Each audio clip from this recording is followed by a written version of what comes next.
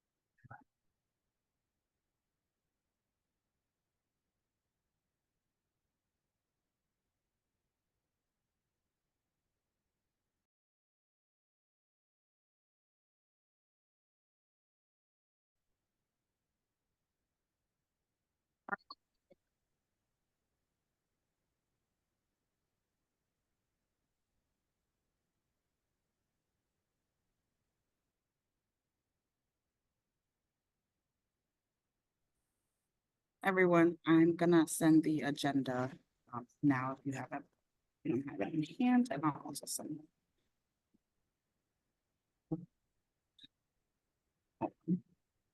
Agenda. What's up, Hennessy? How are you? I'm good. How are you? I'm good. I'm good. Great seeing you. Yeah, great to see you too. Okay, so I sent over the agenda and I sent over the meeting minutes. I don't know, did you guys get a chance to review? Meeting minutes, do you have any comments for me about them?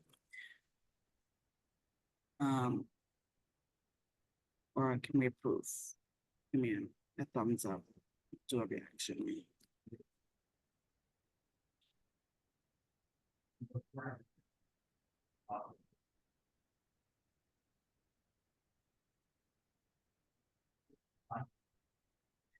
Okay, so are we good for the meeting minutes? Yes. Yeah, I would just, my name is misspelled on there, so if. we could- Okay, got it. I will fix that. Yeah, thank you. Put it up my notes. All right.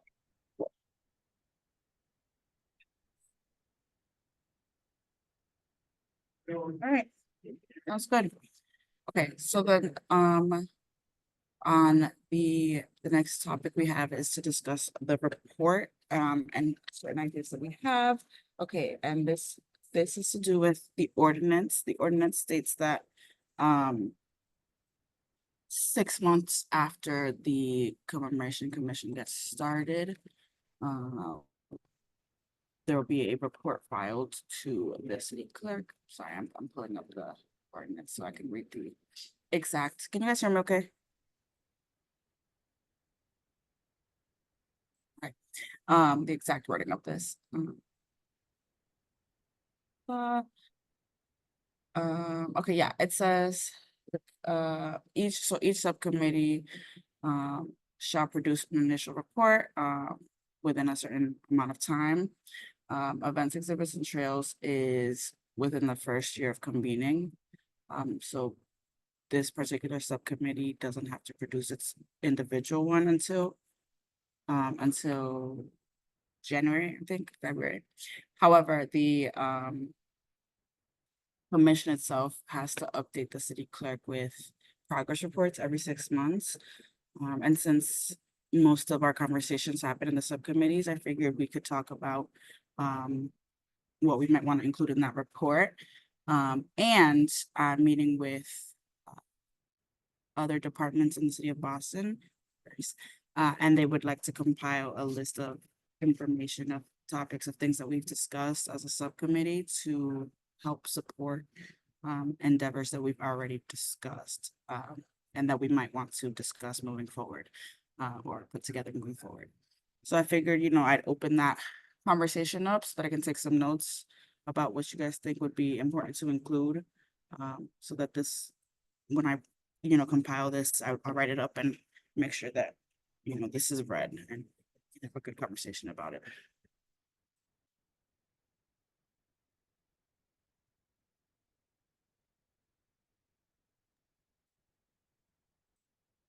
Great, thank you.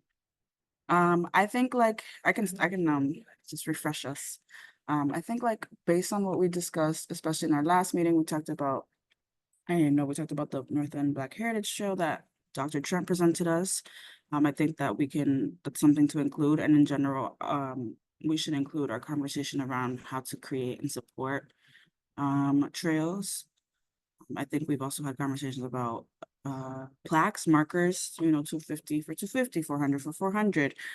So I think that we should also include that. But now I'm thinking about what are some events that we should definitely be marking. And if we want to talk about the nitty-gritty, what we envision for those things, or if you want to talk about larger scale.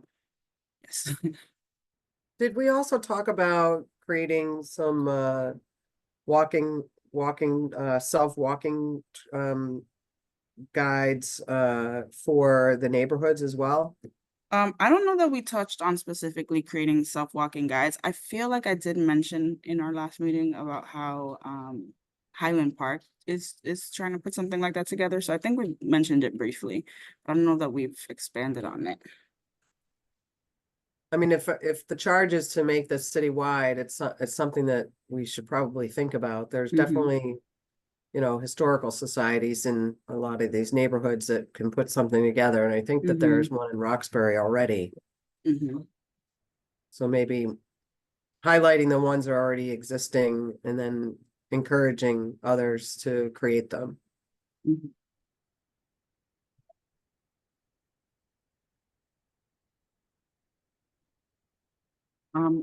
Anything else? I know, I know Charlestown, for example, they have, they discuss a lot of stuff and they want, like a parade, they want for Bunker Hill.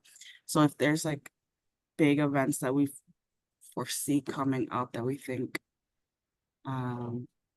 merit something like that so that we know that these things are coming up, I think that would be important. Or places like we can collaborate. So I know we talked about in the agenda, it's like signage, banners, events, collaborations with BPS, or I think also BPL should be there, but and any other ideas that we might have. And you know, in the last conversation, I know, and I'm forgetful these days. We talked about the logo. Mm-hmm. And the reason I'm bringing that up again, and some of these ideas,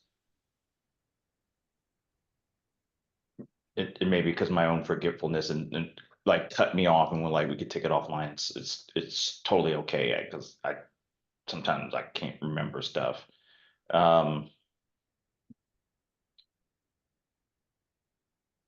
Is it the one of the charges for our committee to make recommendations for what this could be from the perspective of events? Or is it the charge of this committee to do some sense making around the aggregation of events and what that means for the city for the 200th and 400th? That's a good, no, it's a good question. Because it feels like it would dictate where we might urge capacity to be built. And I remember Suzanne in the last conversation talking about like really just this need for capacity and just understanding what it is and what it isn't, because that also might have some impact on the decision making. Mm-hmm. You know, is the sense making on the aggregation of events part of the charge is for me, because then the effort and emphasis to ensure that all other communities are included in this feel even more urgent. Mm-hmm. Or is it just an aggregation of events and significant activities? Yeah. So And I then mean, if incentive, sorry. worse. And to complete your thought, please. No, yeah, what would be the incentive for organizations that don't need our capacity to come under the banner of whatever the banner is, which is like Right. the third thing that I was wondering, and that's why I started back up with, and I know you were really urging and trying to like lift this up, like Mhm. like minimally, like maybe there's no banner, but at least there's a banner. Mhm. In when I say there's no banner, I mean there's no meaning, but there is a banner that people can say I belong to something. Because some of these organizations don't need our help; they can Mhm. do it with or without us. Yeah, I agree. I mean, based on the ordinance, if we're talking specifically what we were charged with, it says the goals include producing recommendations for events and exhibits that educate participants on the diverse history of Boston and determining how to promote historic anniversaries and acquire related public and private funds to benefit women, LGBTQ owned businesses, etc., and by supporting the formation of historical trails and tours that extend beyond the downtown area. So that's the wording of the charge. So I think in some sense it is sense making a little because we are kind of driving the conversation about what tours or anniversaries or or how we're promoting anniversaries. But yeah, I don't know. I think that's it's a little bit complicated. Yeah. But I do agree that, yeah, Dr. Trent.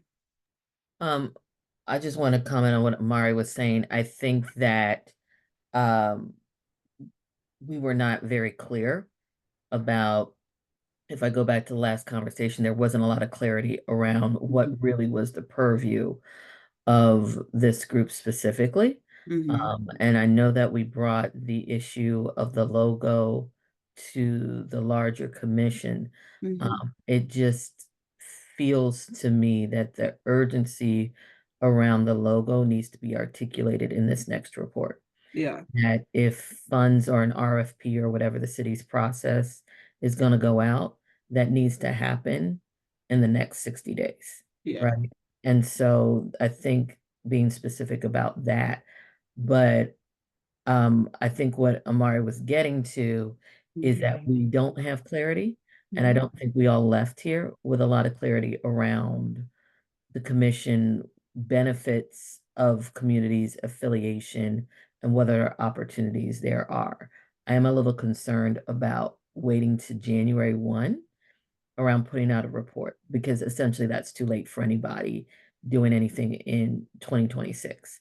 Yeah. So if we can move with urgency and have clarity at this point around what we're stating and what our recommendations are, it seems like we need to move quicker on this.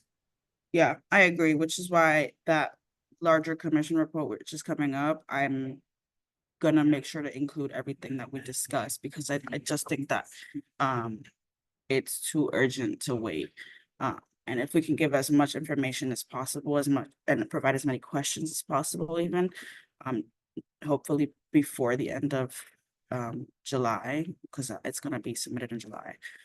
So earlier in July, then I think that would be best for all of us. And in terms of what we're able to do, I'm gonna be honest, I did ask our interim chief. We have a new chief now, so that might change how he envisions our capacity. But when speaking to the director of historic preservation, Murray, and the interim chief at that point, it seems like we were more making recommendations for city departments to consider planning, or we're making recommendations for departments to plan events or to plan trails or to plan supporting other organizations that have the capacity to do these things. That's what it seemed like from the conversation that I had with them, which is still a little bit, I think, confusing because it doesn't really help us understand how quickly we have to move. It doesn't help us understand how the commission as it exists, interacts with residents and interacts with neighborhoods in an appropriate and meaningful way.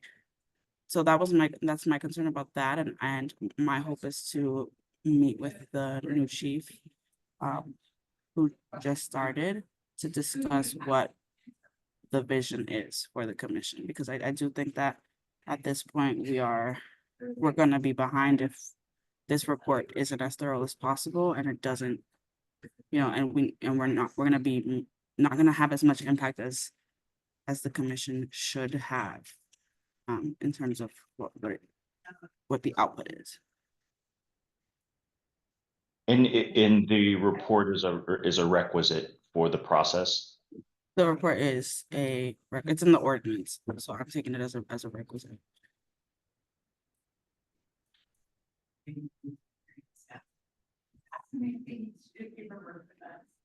I'm saying yes, but he said no. Pardon me for being uninformed. Who's the new chief? The new chief is Brian Sweat. Oh, okay. Mhm. That's what I thought, but I Mhm. wasn't 100% positive. So he's not new, which is good. No, he's not new. Yeah, exactly.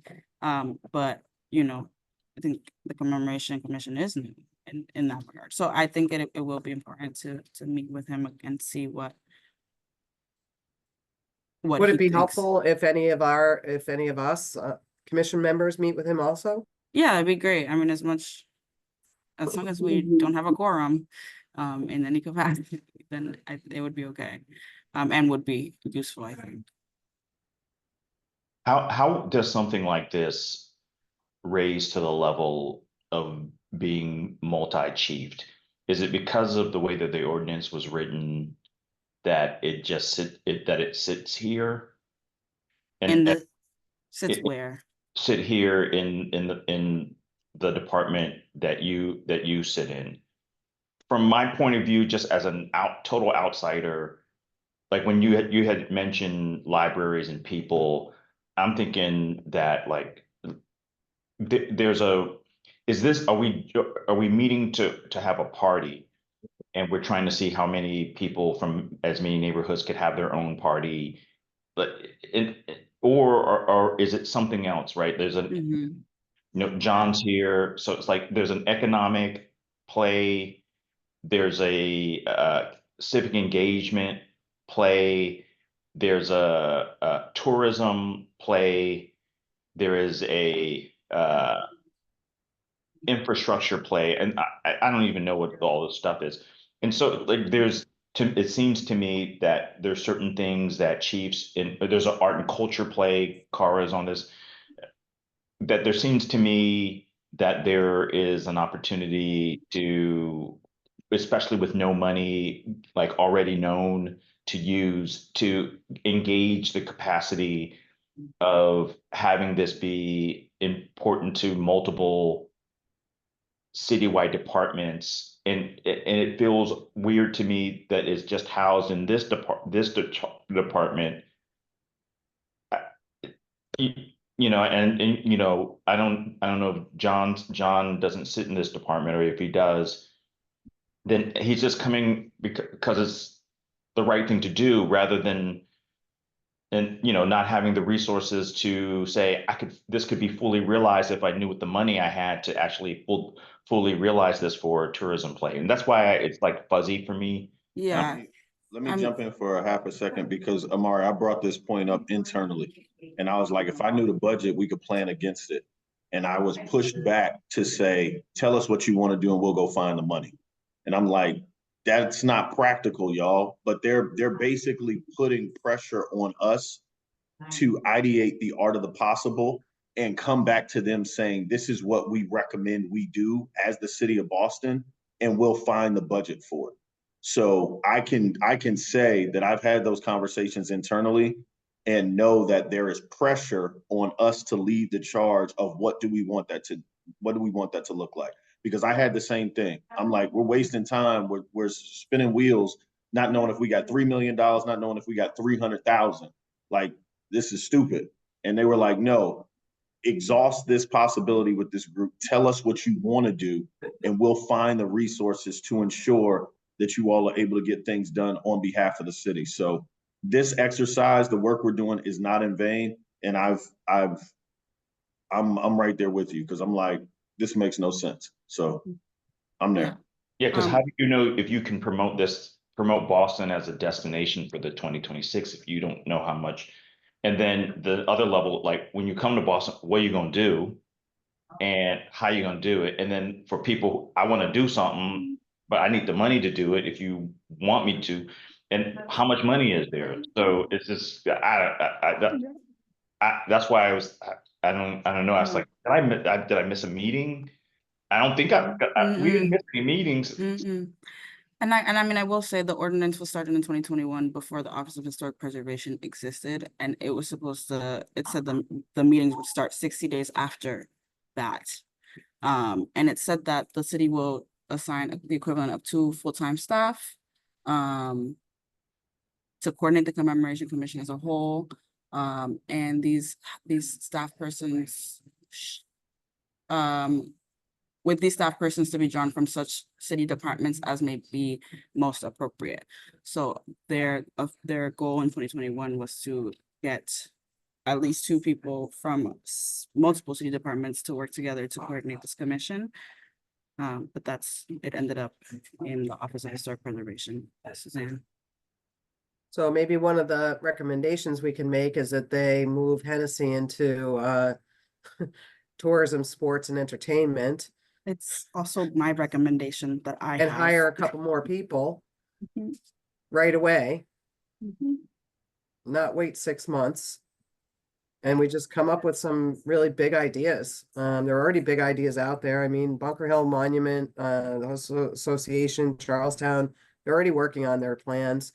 Paul Revere's Ride, John, you guys are always already working on that. And, we've got, the big events, Evacuation Day and July 4th. I mean, those are the knowns. And then, we need to make sure that there's other things in between that are celebrated. Mhm. Yeah. Jan, do you have any insights into how the Bunker Hill reenactment got moved up to, I think it's going to be in Gloucester, right? Obviously, it wasn't logistically practical to do it in current day Charlestown. And I know Jonathan Lane presented that at one meeting.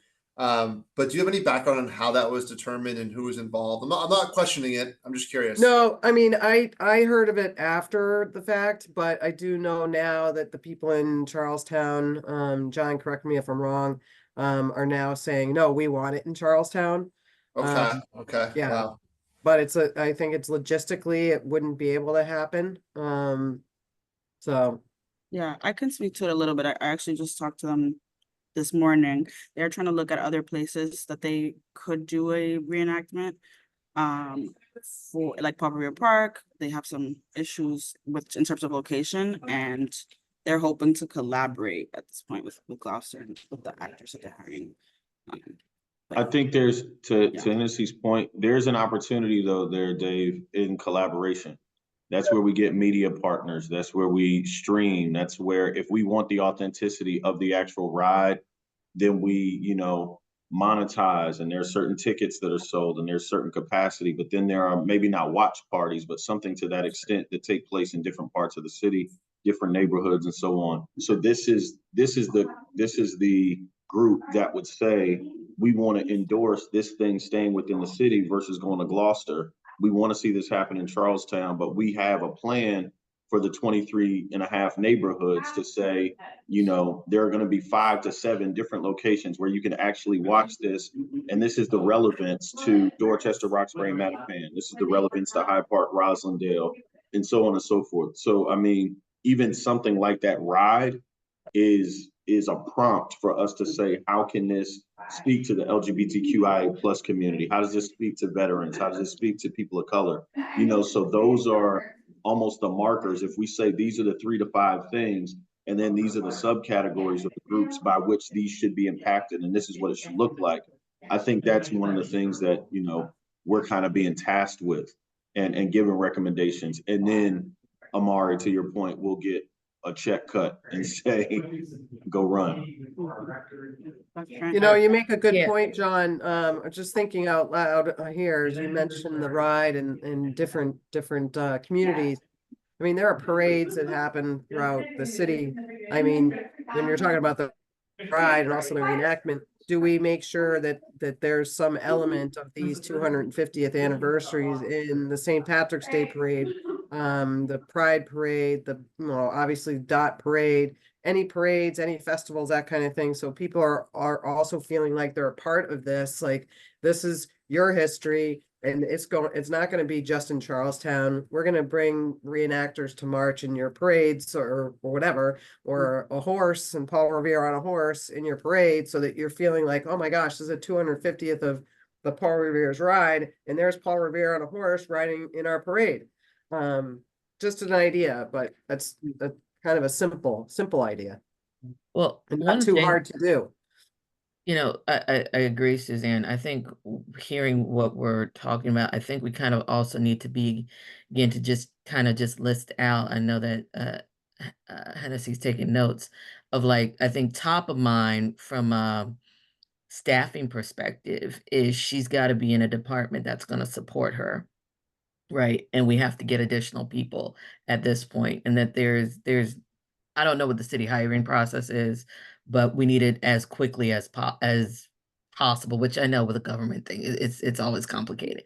But how 37 can we approvals, Dr. Trent.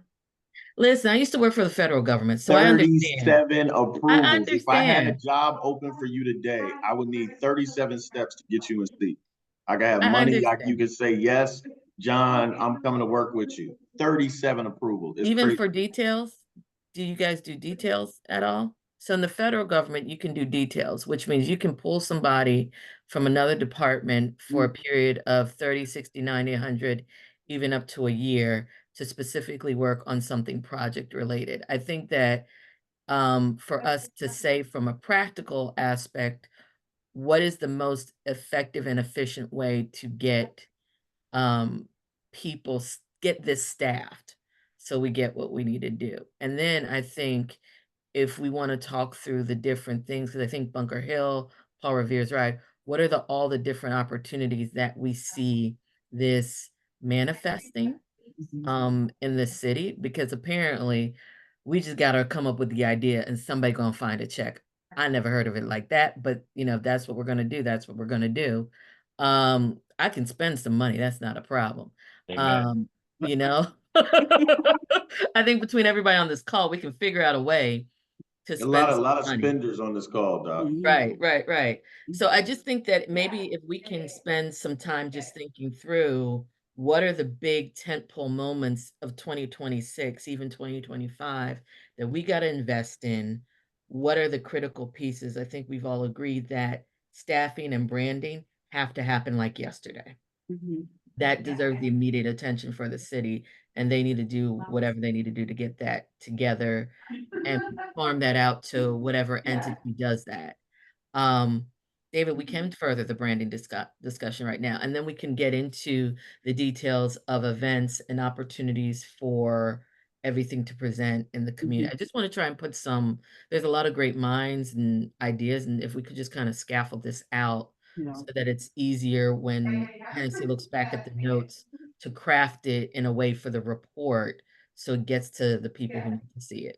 Yeah, and I will say the Timelines Archives and Curricula Subcommittee, they actually have until July to do what they were tasked to do.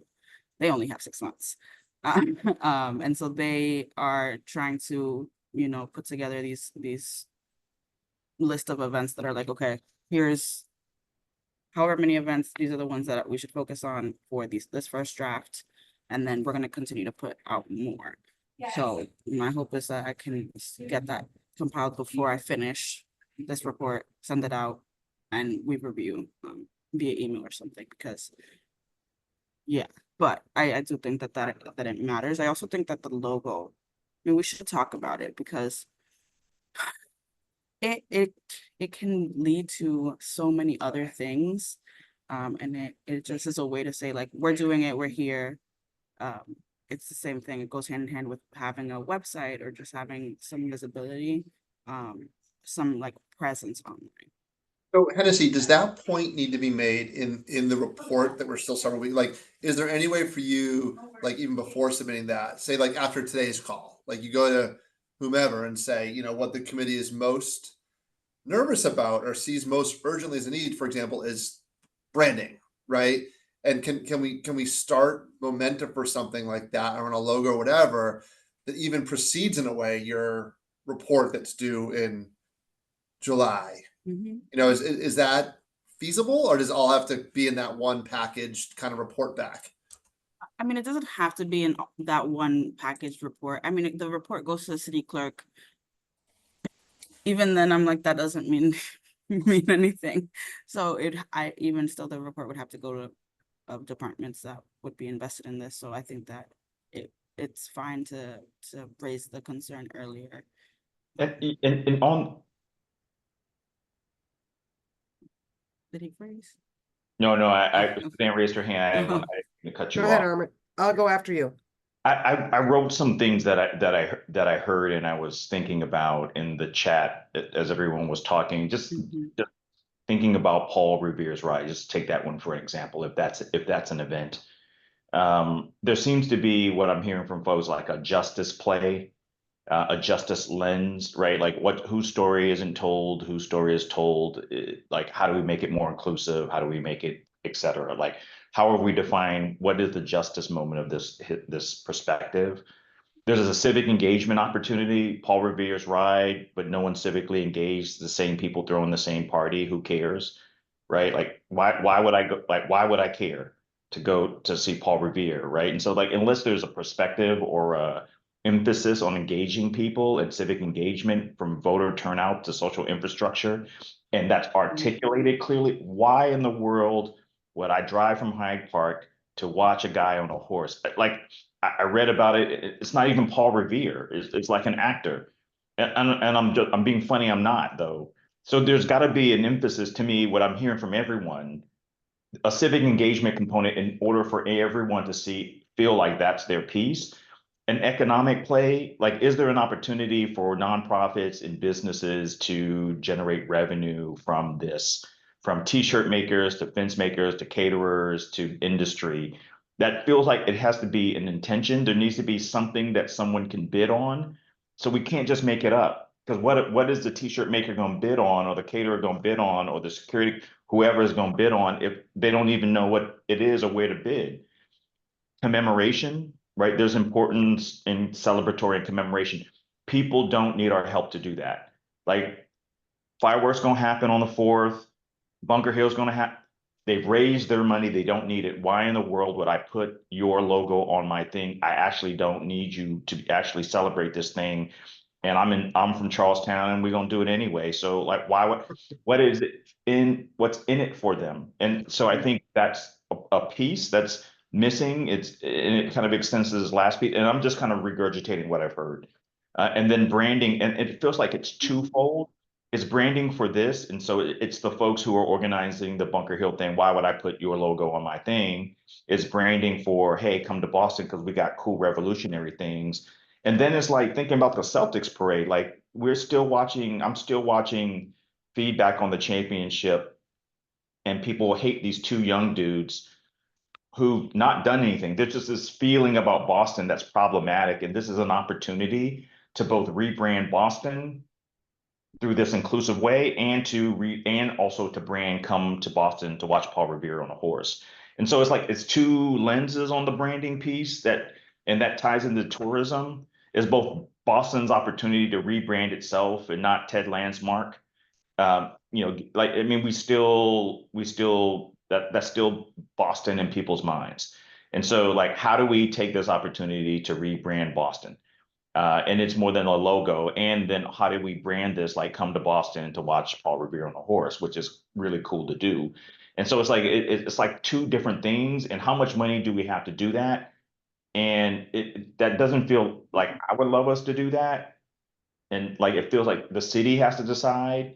We want Boston's image to be different and we want to use the 250. And I'm not sure, like we could say it, but like, I think the department that's in charge of that should be in here, and that's why I think it's like interdepartmental. And I think all of these things probably fit, like Jessica, Shagun, art and culture, Kara. Like, I think it's their departments and they need to know how much money they have.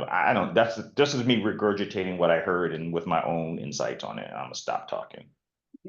No, but I agree. Outside of like having people, do like check-ins to help manage the projects, I think that it is potentially a hindrance to not be in a department that has this kind of, that this whole process is what they would do, like tourism, sports, entertainment.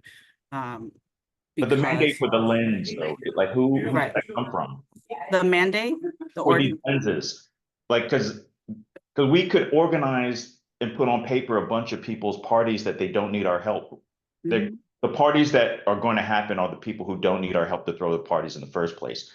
Like they're going to do them anyway. They're already happening. We have a list of 150 events that are happening in and around Boston already. They have already raised their money to do those events. If we put an umbrella around them, why would they want to have an umbrella put around them? They didn't need our money or anything to throw their party in the first place. I agree.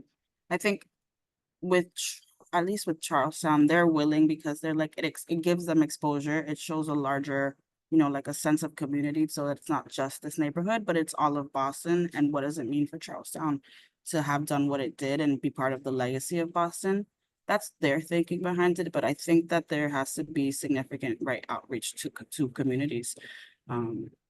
Yeah. And so let me jump in for half a second. Amari, I think with the point you just made about the 150 events that are going to happen with or without our support, I think there's an opportunity to fill the gaps and tell stories that aren't being told. And this is what you and your team have been doing, leading the E250 work. And my mind immediately goes to one of my favorite guys in Crispus Attucks. So when I think about that story of the first brother dying in the massacre was Black, and the one who helped to start the whole, war, it was a Black man. So when that's a story that's not told, that's a story that's not highlighted. So before Paul Revere's ride, and how all these things kind of came together, there was still a Black man at the center of some of this work. That should be something elevated. That should be highlighted. And I don't know if that's in partnership with, like you said, with Kara's team and MOAC. I don't know if that's Company One. I don't know, who should be, creating this play that could be shown in different parts of the city. And that could be, an inclusive part. And then there's a day when, the Paul Revere ride could be, a challenge in what the distance was. And then we make it, a run of some sort, so there may be Paul Revere's ride, but there could be a run, there could be a walk. And then you have these different calls to action that could tie in the social justice component. So there's a ride in Charlestown, but there's a run in this neighborhood. There's a walk in this neighborhood. There's a crawl in this neighborhood, whatever it looks. So you have this like culminating, event with Paul Revere's ride, but there are all these other calls to action that could be around what that looks like and what that means. And I think if we were to break down the 150 events in that calendar and what that looks like, I'm sure there are dates that coincide with Embrace Ideas Fest, with Pride, with all these other things happening in and around the city. And when we start to tell a larger story, how do these 150 events align with things that we already have within our calendar?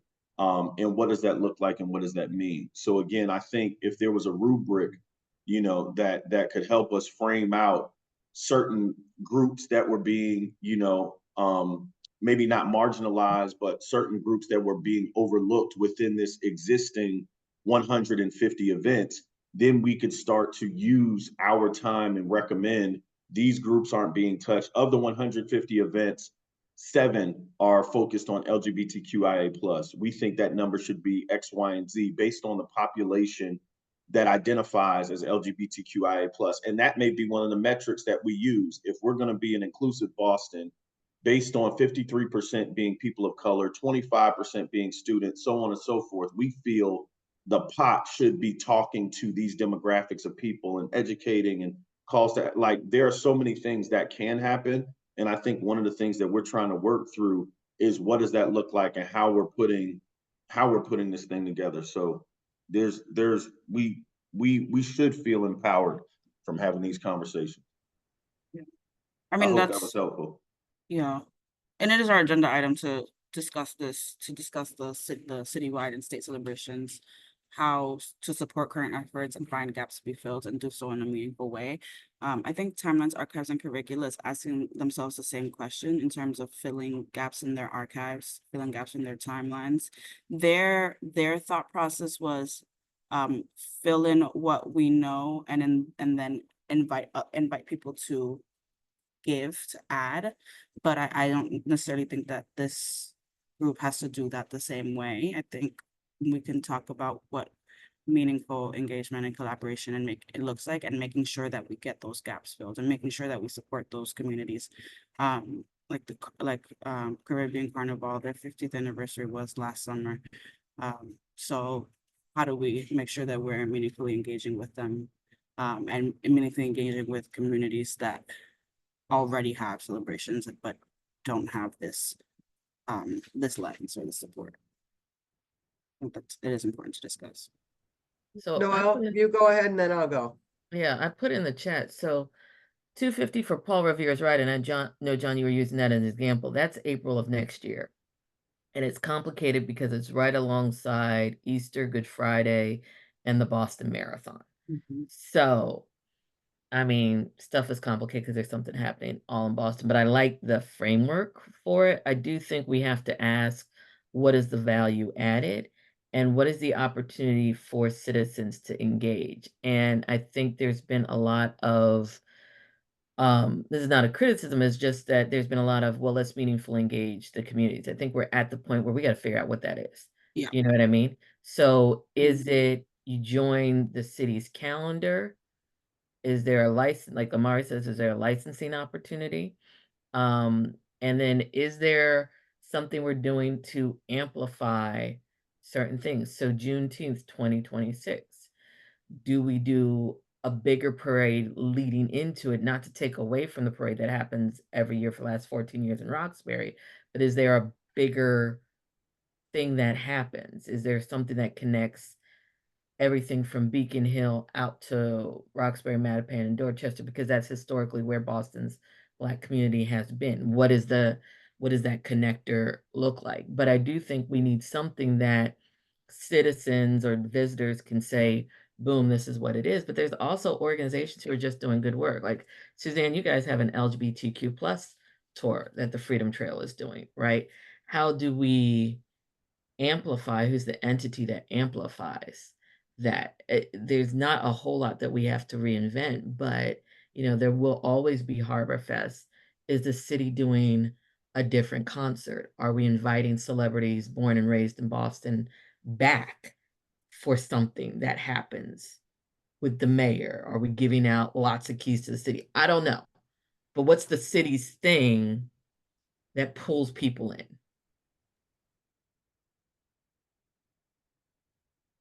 We also have to consider that our charge is not only for the 250th, but the 400th as well. So I know we're focusing on 2025 and 2026, but maybe this is a good blueprint for us to use as we lead into 2030. To go back to Dave's comments about branding, I personally, and Hennessy, you know how I feel about this. I feel like the Do It department should be taking the lead on branding so that the city it's cohesive with the city's branding. And that's one of the recommendations that I think we should do, is take the work that you've done and have Do It do something with it. For lack of a better way to explain it. But and that needs to get out there pretty quickly, that there is this, this should I say, focus on these anniversaries from the city, not just from the commission, but that the city says we are going to be celebrating a lot of things in the coming years. And, we want everyone to know that this is a citywide celebration and, we're moving ahead. Because right now, I don't think anybody knows. I mean, you can go outside and talk to somebody on the street and say, do you know anything about the 250th? We all know about it, or the 400th, but just any other person that lives in the city probably doesn't even know anything is happening. Yeah. Unless they're interested in history or just, the establishment of the city. Yeah, I will have to double check because I did bring up this, the idea of creating a logo with Do It. And from what I heard from the group of department people that get together to talk, departments that get together to talk about it, is that Do It isn't necessarily doing that anymore, but I will have to double check to see if that's true. And another thing is that I was trying to figure out how to get out there. So like do potentially coffee hours and in the community with already existing coffee hours, because ONS has them. And like for Timelines, Archives, and Curricula, we were going to do some like open calls. Some like open calls where we talk, or where we ask people to like come tell us their stories, tell us what they want to see highlighted. So these are some ideas that I had. They have not been fleshed out. It does seem a little bit difficult because I'm gonna be the one, I'm alone in this, so I would be the one setting everything up, doing all of the work. And so it would be fun. I would do it. I would just worry that I can't be everywhere at once, and so I can't do enough adequate engagement. Are you talking about going to existing coffee hours this year? Yeah. How many are left? I don't know. It's not like mayor coffee hours. It's like neighborhood coffee hours. They happen Oh, all the okay, time. that's They different. happen, That's yeah, different. they happen, I think, monthly. So I'd bounce around. And do that, and then potentially still have, I still would have to engage in another way. That might be more publicized so that people continue to have the conversations, continue to talk about what they want to see.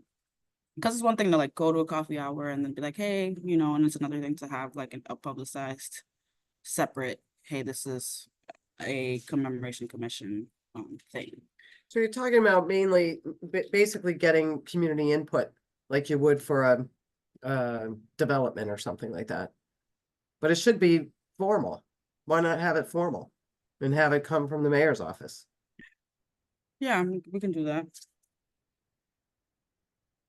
At least they would promote it. I mean, that Right, could be a recommendation from this commission. Yeah, we could.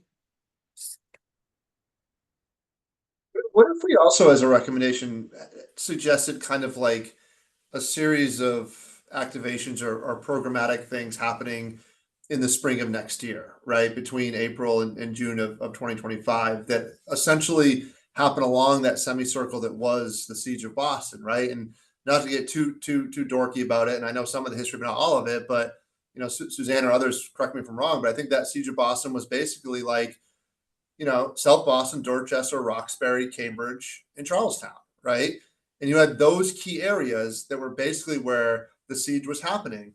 And, unfortunately, for a variety of reasons, particularly in post-war, post-World War II, American and Boston history, neighborhoods like Charlestown and Roxbury, there's been a disconnect there, right? Like, I wonder if there's ways as we talk about Boston now and commemorating things, but talking about using commemoration to talk about Boston now and going forward, imagine connecting South Boston with Dorchester in that way, or Roxbury and Charlestown in that way, and have, a whole 6 to 8 weeks of spring programming activations that invites those communities to engage in what was like a really significant thing between Lexington and Bunker Hill. But we do it in like a contemporary way that, yes, is based in commemoration, but like really invites exploration of those communities' relationships to each other, and how in that very like formative moment, like they were the bond that led to, Bunker Hill, and kind of like the rest was kind of history from there. It's kind of like a big idea, but if we're looking for programming that connects communities, that's based in commemoration, but is also contemporary, it could be something worth pursuing, kind of see. Yeah. I'm also wondering if programming has to kind of in that June area, but kind of push it through. So, there is Emancipation Day for Clock Walker. Then if we go all the way to August, we get kind of West Indian Independence Day, which was celebrated in Boston. And I think that that'll help us actually have larger conversations with the Caribbean communities here, and a way to really highlight that. I think a part of the issue with 250 is that these celebrations, and I'm going to try to say this the best way possible, it's always kind of adding in people of color as opposed to really understanding how foundational we were to this history. And if we're foundational to the history, then we start with things that are foundational to the communities. And we make kind of revolution, to take from like June Jordan, right? Like we make it, irresistible. And I think that's how we bring in communities of color, is that it's not just an adding, it's a centering. And what if we center these bigger emancipation periods that were led by these communities in these areas, Dorchester, Roxbury, to have a conversation about the fact that freedom, it's still a longer struggle, but here are also the individuals that are still pushing that conversation. And I really do think if more people wanted to talk about Quock Walker and wanted to talk about West Indian Emancipation Day, I think it would start to change the conversation. And it would help us understand kind of all of these different freedom movements, and in a way that it's not just talking about, you know, Paul Revere's Ride, which is actually a great way to think about urban slavery actually through Boston. That's one lens that we could actually do. But then it's also a longer conversation, a continued conversation about how Black communities, Indigenous communities are still at the center of that revolution beyond that, you know, that ride. And so, yeah, I don't know. I think it can kind of help. And David, to build off of what you were saying, the reality is, if the seizure of Boston happened in those neighborhoods, the entire city is still dealing with it, right? So this is an opportunity for larger conversations or larger engagements. So anchoring it there to say this is where it historically happened, but also looking at, so if you're not in Charlestown, but you were in North End or you're in West End, what was the reality of the impact? And let's talk about some impacts and ideas or something like that. Like there's other opportunities, so it doesn't feel like it's exclusively only the neighborhoods that were historically affected. Like, how can we pull this out into other areas of the city? Because the seizure, the evacuation day, closure of the harbor, all of that impacts the entire city. Certain populations are impacted more than others, but it happens to the whole city. So if that's a frame of reference for us, then it's an opportunity. For instance, the libraries is an easy way, because every neighborhood has one, to get into programming into, but what are the other ways that it manifests in other spaces? Just something to build off of what you were talking about.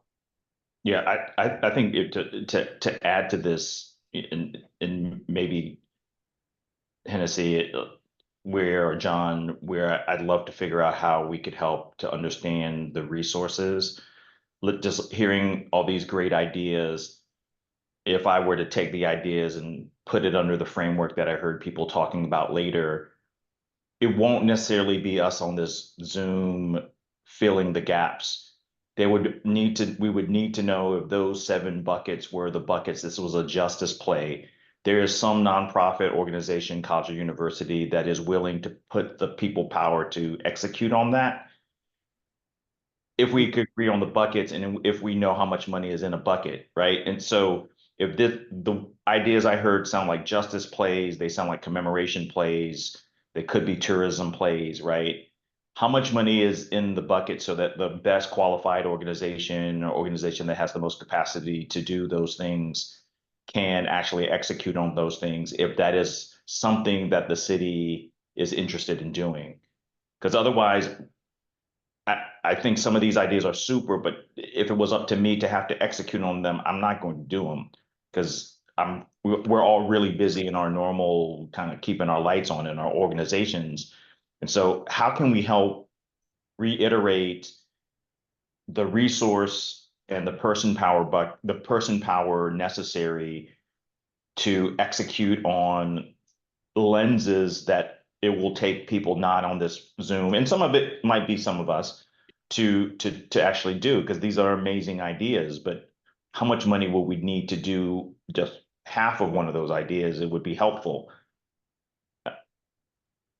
And I'm just, you know, talking about money and you know, getting other entities involved in commemorating and using justice and civic engagement. Amari, I was thinking that, you know, could the Boston Cultural Council for 2025, 2026 have a theme for cultural grants that has to, you know, celebrate the 250th of, you know, 250 years of freedom. You know, to Kira's point, doesn't have to be 250 years ago. What are they doing to celebrate or, you know, talk about, you know, freedoms, that kind of thing. I'm just trying to figure out, is there some way we can get, you know, small cultural institutions or medium-sized cultural institutions, you know, jazzed about the, you know, the possibility of creating something new or Well, I mean, to build on what you were saying, Suzanne, the other thing is to think about, is there a funding opportunity? And this might be because I had a late breakfast and now I'm just realizing I'm hungry for lunch, like a massive Boston food day, right? Like, so is it something that, you know, you get $5,000 or something to host something on this day? I know we do like across the state, they do the reading of Frederick Douglass, but maybe it's a massive like Eat Boston or something like that.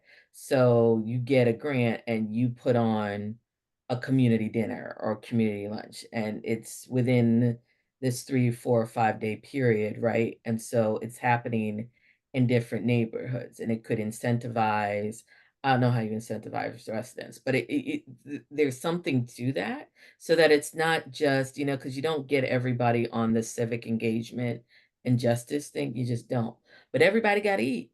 Everybody's got to eat, and people love free food. So, is there something that we could propose to encourage people to see all parts of the city, or having the city do this as a communal sort of thing, right? Just a thought around that. Like, I don't know what's the date when the harbor opens back up, or, you know what I mean? Something like that, that helps people say, we ground it in a historical context, but the purpose doesn't have to be historical. It's, let's come together and just eat and drink and be merry. I mean, that's a legitimate form of celebration. I mean,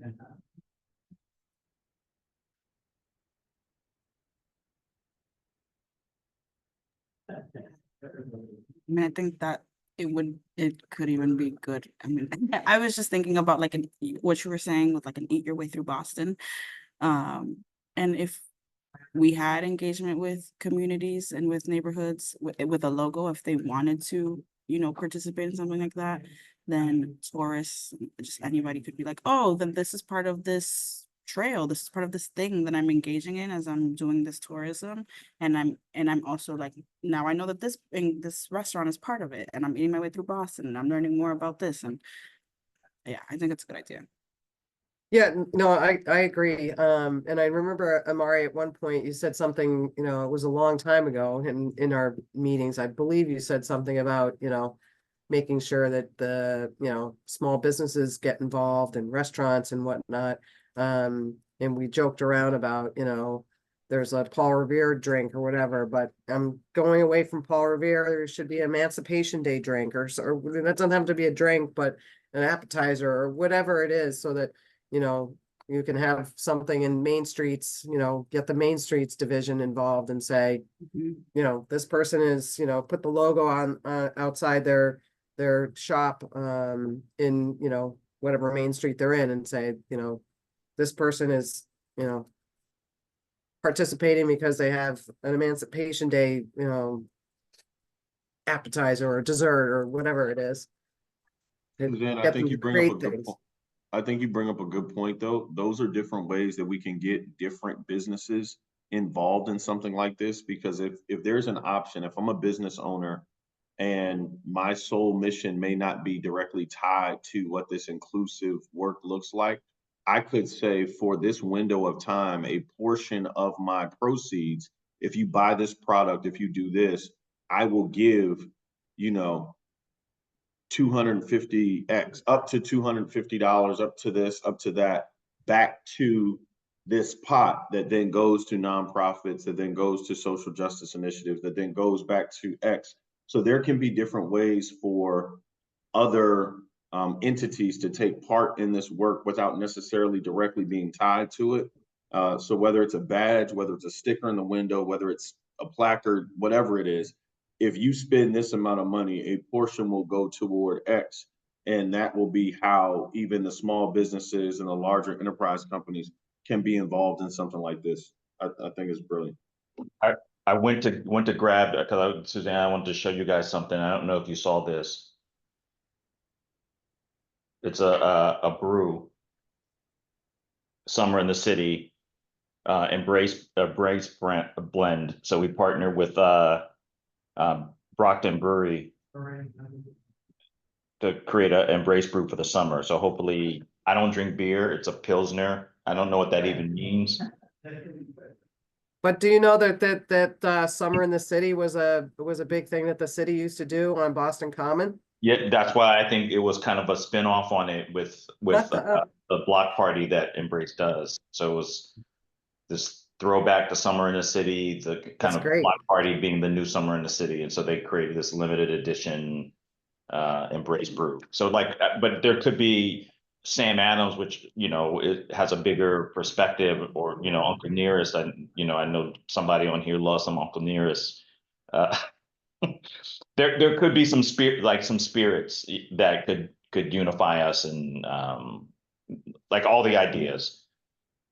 I just got excited because when they pulled this out, I was like, oh, this is super awesome.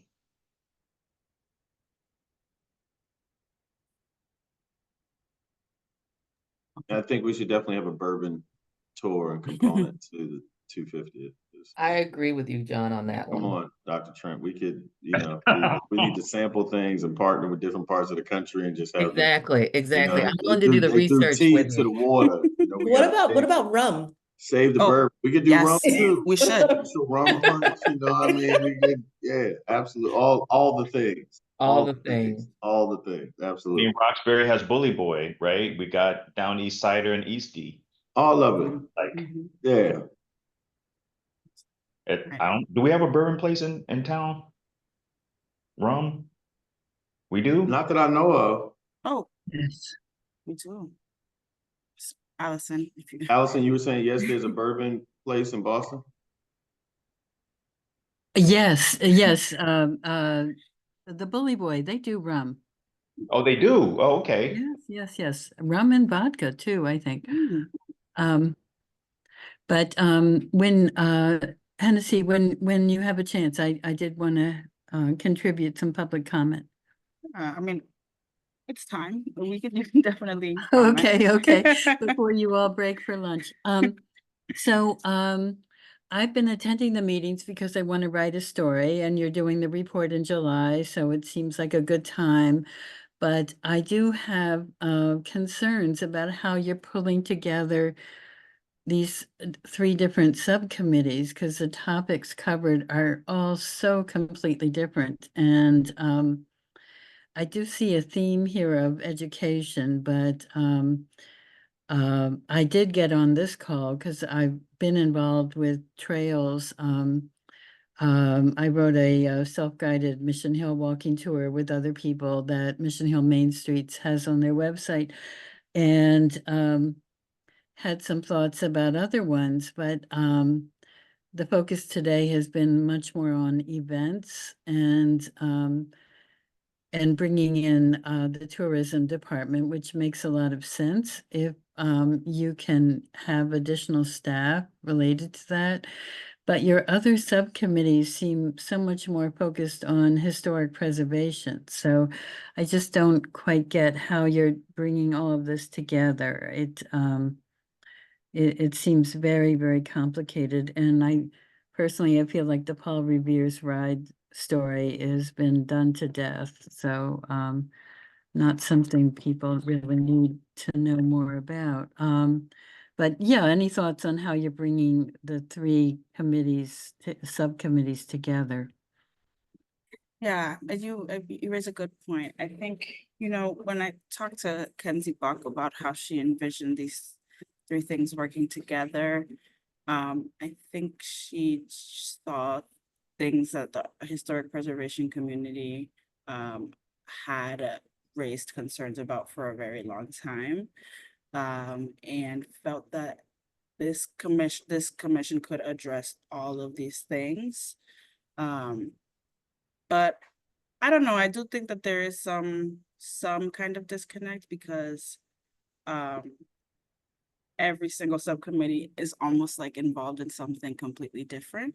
Right, right. And there are other departments that if they were working with me, could actually help, aid in these processes. Like I think legislation and preservation tools really would have aided in having someone from, I should say BPDA, and I should say planning now, but, and also, timelines, archives and curricula could live, lives in a OHP and that would be fine. But I don't know, I think that is the struggle because each subcommittee will be executing something different, or will be recommending something different, but I think the the thought process behind the ordinance is that they will, um, promote something different, recommend something different, and then another department, will undertake it. Wow, okay.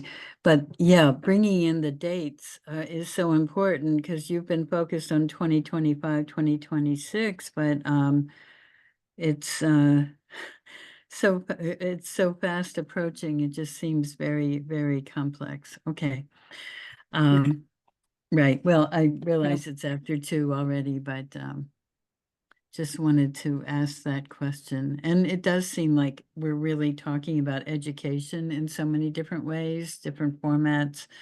And the Frederick Douglass readings are always something I think about in July.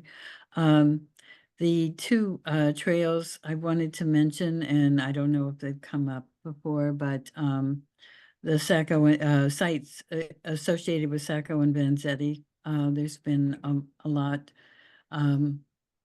both in Roxbury, and I'm thinking I live near Hayden Street, named after Judge Hayden, whose house was firebombed a couple times.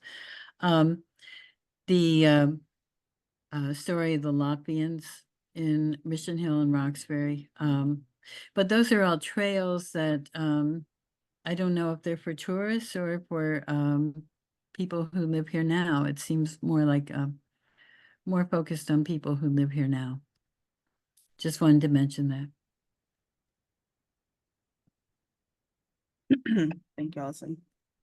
Allison, you bring up a good point about, the walking trails that other, that our fellow constituents and residents enjoy. And I think that that's part of our charge here is that, we're not supposed to be focused on just visitors, but residents. And I think that the residents are really the important piece of what our work is, and has been cut out for us, is to get Boston to celebrate together.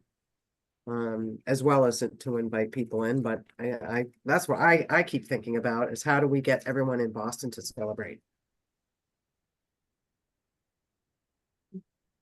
And Allison, I'll just say that by the nature of what we were charged to do as a subcommittee within the commission, this is complex, it is complicated, and there's multiple factors in which we're trying to address. So the commission is trying to address numerous audiences. And so our challenge as events and trails and exhibits is to think through residents, visitors, both domestic and international, students, and the other demographics that want to engage with this. And so I think what you've heard in this conversation is a lot of different thoughts of how does that work and how can we do this in a way that's efficient to cater to the large swath of people that make up this community year round and the visitors who will be coming into the community.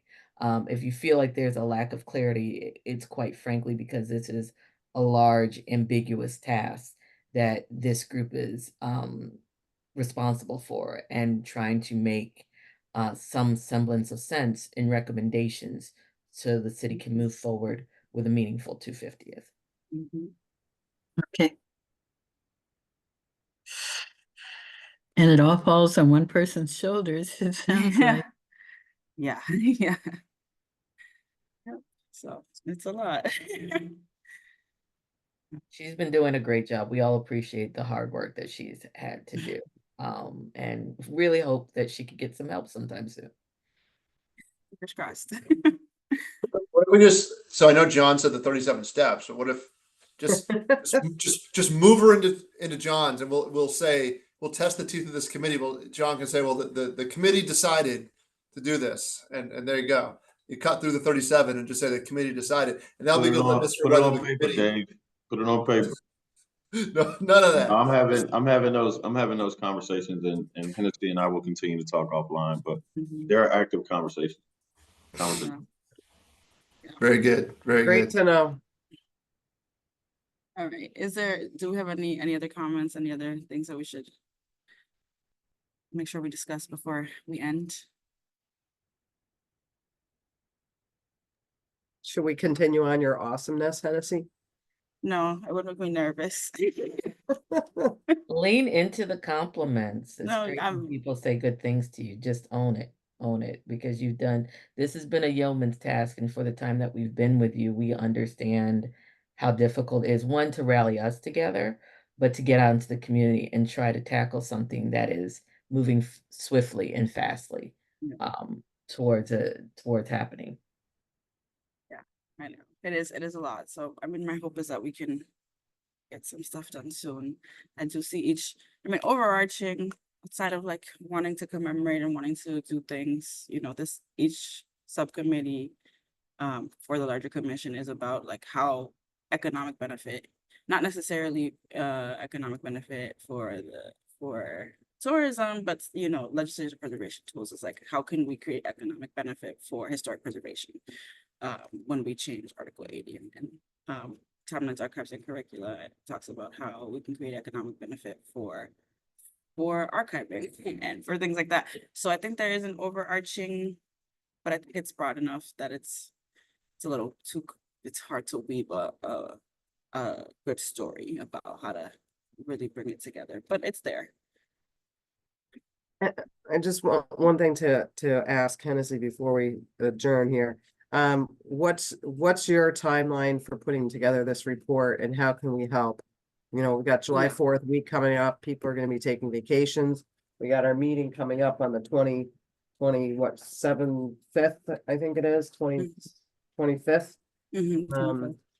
Are you planning on sending that report 7/31? I am planning on sending it hopefully 7/31. I mean, I have to start working on it like tomorrow. Just to get something like a draft out from what we all talk about. And then my hope is to send it out to you guys, get feedback, do it again, send it again, get more feedback, and then discuss it potentially at our 7/25 meeting. Because it sounds like from what I was hearing at the beginning of this meeting is that we would like our report to be included in this next report. Yeah. Instead of waiting till January, as Noel was mentioning, right, Noel? We need to do it soon.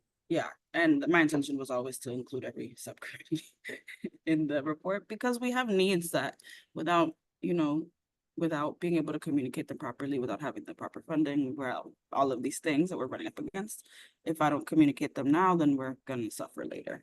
So yeah, my intention is to work on it basically tomorrow, to start working on it tomorrow, sending out as many drafts as possible, discussing it at that 7/25 meeting so that we can finalize it and then have it. But Are the other committees, are the other committees also putting in dollar amounts of what they think that they may need to do their work? And if not, I will ask them to do so.